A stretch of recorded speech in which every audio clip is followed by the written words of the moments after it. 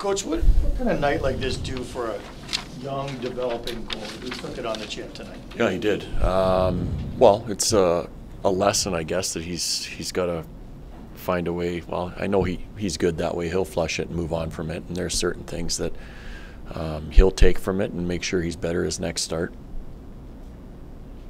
What do you want your group to take from this game? In regards to the game, not a lot. I think the one area that I'm most disappointed in was the lack of competitiveness from our team tonight, and you can't say that very often about our group, so that one stings a little bit. X's and O's don't mean a thing if there's no compete, so that's the hard part for tonight. By my count, 4 goals were a direct result of pretty egregious giveaways in your own zone or your zone. Is that a lack of focus? Is that a lack of competitiveness, or is that just carelessness? Carelessness. Yeah, for sure, carelessness. Did you see anything in the first period that made you have concern, or did you walk away from that going, okay, we've played well? No, we had nothing, or were you going? No, not after the first. Right. The second, you could see it. The one thing, I guess, too, when you look at this game, the power play opportunities, we had an opportunity with 3 in a row, and we didn't really do much of anything with any of our power plays. And there are situations where we could have worked to really put a nail in on a team with a few good power plays there, and that's something that didn't happen tonight. And I think that kind of shifted the momentum of our team a little bit for sure. Right. You said this was a game that they thought was maybe going to be easy for them.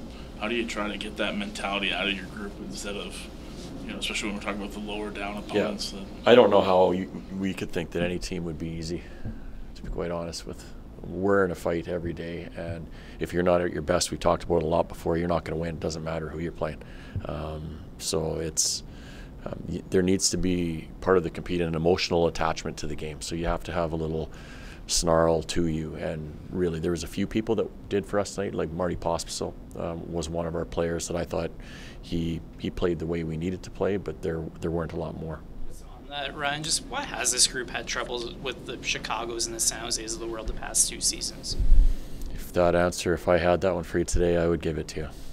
Is it worrying that with a veteran group you don't necessarily know that, given they have been I together? don't necessarily think we have a veteran group per se. We have a lot of young players in our lineup.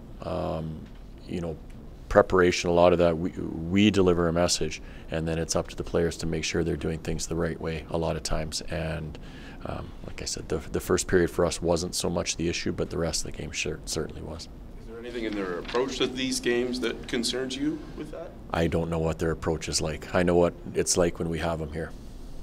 You had mentioned earlier that Dustin should be able to flush this type of game away. Yeah. What have you seen from his mental fortitude that leads you to think that he can do that? Well, he's a goalie that's overcome a lot of hurdles all the way along. So a lot of people said he couldn't play in the Western League, played there, couldn't play in the American Leagues, played there. So now he's getting a chance to play in the NHL. I hear athletes say that when they do, suffer a loss or have a bad performance, all they want to do is get back out there and kind of move past it and put in another. But Dustin doesn't get to play at the NHL level as much. So, I mean, what's the key for him, I guess, in terms of moving past this? Just to do what he's been doing. He needs to get back in there and be himself.